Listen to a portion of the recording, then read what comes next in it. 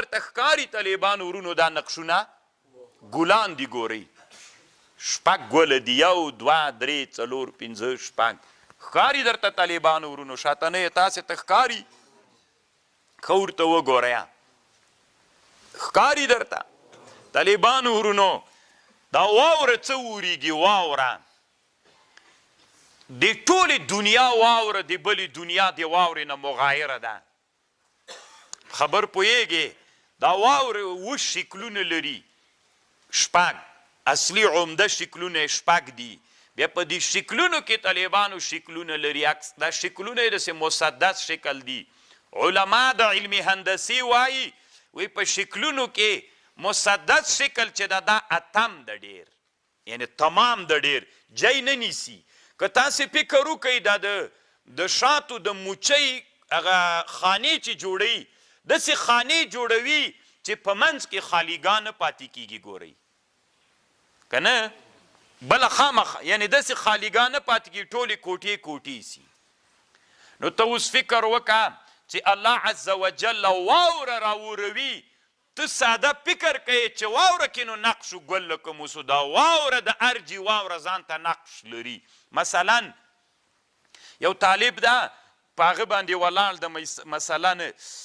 دلته په سنگ نوشته کې په پاټک کې ولاړ ده یو موټر د پکتیا نه راغی نو ده ورته ویلي وي د کوم ځای نه راغللې وي زه خو دا نږدې چرسیا نه راغللمه نو واوره د موټر په سر پرته وه چې پکتیا کې پیسې وه د چک پاینټ والا کولی سي چې علمي آلات ورسره یې ورته وایي دروغ ولې وایي ته خو د پکتیا نه راغلی خو کابل ملا ته ووایي وایي غیب یې ویلې کوپر سو طالبانو چې علم په اسبابو وي دا کوپر نه ده ګورئ ستې هغه ورته وایي ځکه د هر جې هغه نقشونه بدل را بدل دي لکه انسانانو کې ډي ان اے چې ده هغه په وینه کې یوه هغه ورته وایي البثمة الوراثیه نن معاصره دنیا کې طالبانو جرمونه په قسمه قسم شیانو معلومیږي په بوی باندې جرایم معلومیږي په ډي ان اے معاینې باندې معلومیږي که ته نننۍ دنیا کې څومره ووایې مړی د دښمن ته ورپاتې سو که نه مثلا بل چېرته جهاد ته لاړې شهید دې ورپاتې سو که ته 2000 د بل وطن هغه پکې کېږدې څه ورته وایي شناختي کارټونه ورته کېږدې هغه یې چې ډي ان اے معاینه وکړي افغانۍ او پاکستانۍ معلومیږي پکې نننۍ دنیا دې ته تللې ده علامه دکتور زهیلي یو کتاب جوړ کړی ده د دې کتاب نوم دا ده فقه په فکر معاصر کې طالبانو داسې نوم یې د ما سره سته په دې یو لوی بحث کوي بسمة الوراثیه لوی علمي بحث کوي چې دا دلیل کېدلی سي که نسي کېدلی نو بیخي یو لویه طالبانو نن مجرمان په دنیا کې په بوی پیژني هر انسان ځان ځان ته بوی لري دلته چې تاسې ناست یئ هر یو خپل خپل بوی لري طالبانو ورونو مونږ چې دې سفر ته تللي ولو نو بل شیخ سي ملګری ما به هم تور پاجو ددم نو کله به هم پاجونه داسې موټر کې ستړي سولو داسې به میښه یو نو پیژندل کېده ځکه دما د پاج ځان ته بوی دی هر انسان ځان ته بوی لري طالبانو لري که نه لري بعضې ګوګوګان نه پې پوهېږي که نه پردی څادر پردی نو الله قرآن کې هم ګوره وایي انی لاجد ریح یوسف دی په کنعان کې ده حضرت یعقوب علیه السلام او بوی د کوم ځای نه ورته راځي د مصر نه وایي انی لاجد ریح یوسف ما ته د یوسف بوی راځي ولې د یوسف د بوی امتیاز لرو خود نو هر انسان بیل بیل بوی لري نننۍ دنیا کې دنیا دومره پرمختګ وکړ چې حکومت راځي او سړی دلته غواړي وی هغه دلته وی ولې وایي ځکه بوی یې دلته سره تاسو چټي وایي چې دلته هغه مخکې وتلی له دې ساحې نه نو طالبانو دنیا دومره مخته لاړله او موږ تر اوسه پورې دا وړې وړې خبرې نه مونږ وایم به نه طالبانو ورکوی که نه نو اوس خبره دا ده چې دا واورې څه ده طالبانو واوره شکلونه لري شکل هر وطن ځان ځان ته واوره لري هر وطن و هر منطقه دا واوره چې پې کېږي شکلونه یې د بلې واورې نه بدل دي په غټه کې بدل دي بیا په غټه کې شکلونه بدل دي الله عز وجل داسې یو منظمه دنیا جوړه کړې ده او راسپړل کېږي هلته چې انسانان علم زده کي ان الله لا يخفى عليه شيء في الارض ولا في السماء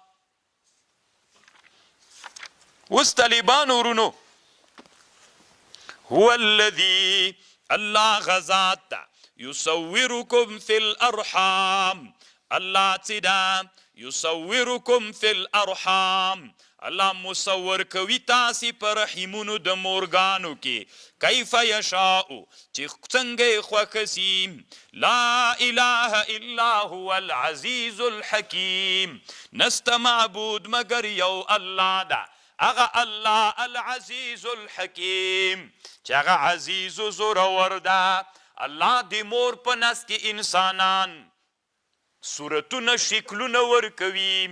نن طالبانو طب دومره مخته لاړه علما معاصر د دنیا علما په دې بحث کوي دې مسئلې ته علما په معاصره فقه کې اختیار جنس المولود وایي او د اسلامي دنیا علماو فتوا د جواز په باندې کړې ده مونږ لا تر اوسه خبر نه یو چې څه به کیږي مونږ لا تر اوسه پورې طالبانو هلته میبزي شریفه نه ده خلاصه شوې چې خلاصه سي بیا مونږ د دغې حالت د دنیا نه خبریږو دا نن طالبانو بیګا مانه یو چاپ هغه وکړله د ګردۍ ختموله ځوان هلک ته وي ګردۍ ختمه ده نو که ته هرات ولایت کې د دې هغه کیږي څه ورته وایي عملیات کیږي نو که ته هلته چا سره خبره وکړې ما څه خبره وکړې وي بنده ده ما بله ورځ درته ویلې طالبانو دا ځوان هلک به دلته کابل ته راځي ده ته به یو ژوندی سړی ګرده ورکوي که وارې کړه هغه ده که وارې نه کړه هغه د ځوان سړي به ژوند له لاسه ځي طالبان دا اوس چې زه راتللم طالبانو بیرته جواب راکوي نه کیږي هسې مې زړه کې طالبانو درد راغی میل چې الله نه پوهېدلی خو دا خو ښه وله ځکه چې ما بله ورځ درته ویلې نننۍ دنیا کې اسلامي امت علماو د حالت دومره در کړی ده سړی د مړ کېږي طالبانو څوک یې ترې راوباسه